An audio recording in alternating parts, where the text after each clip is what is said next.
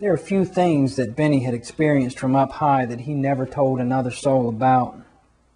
Sometimes, in late summer, storms come up quick. The distant threat of bad weather wasn't enough to keep him grounded, but nobody in their right mind wanted to be 300 feet up a metal pole during a thunderstorm. Right mind, however, is awfully subjective. Benny just wanted to get done that day. 3 summers ago on a Friday, and he normally didn't do tower work on Friday because he worked for his Uncle Nub on the weekends.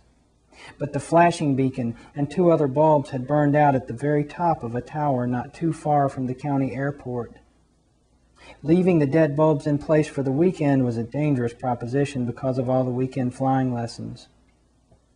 All Benny had to do was go up and change the bulbs. He knew the weather report called for something wicked, but even without the weather band radio harping away, or the little beep, beep, beep of the warning that scrolled across the bottom of the TV screen, Benny could have predicted an afternoon storm. It had been hot, sweltering hot, for 3 days in a row and no rain.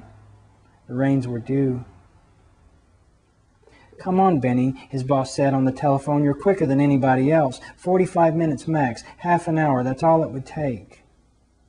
Benny hesitated, just to hesitate. He knew he'd do the job. "It can't wait till tomorrow. You know that, don't you?" By the time Benny got to the site, he could see the storm clouds banking on the southern horizon. When he got in harness, all he could smell was ozone.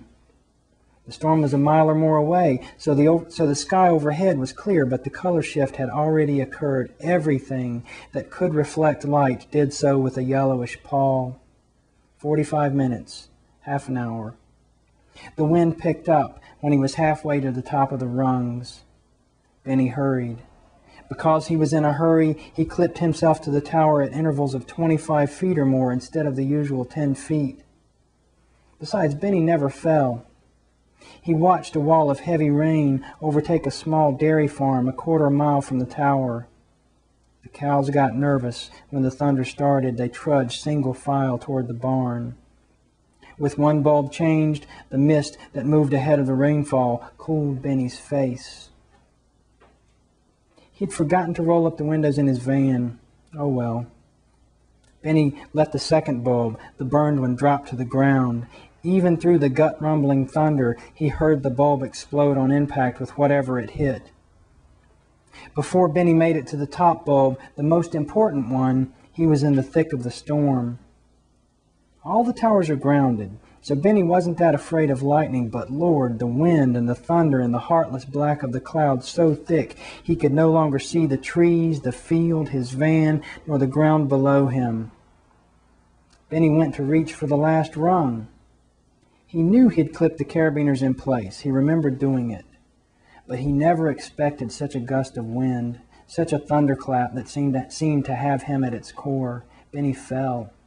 It scared the hell out of him, despite the carabiners, despite his good common sense and plenty of experience. Benny felt himself lose grip, slip away from the tower, and begin that most serious dance with gravity. So why is Benny still climbing towers? What happened next was the thing he couldn't get a grip on.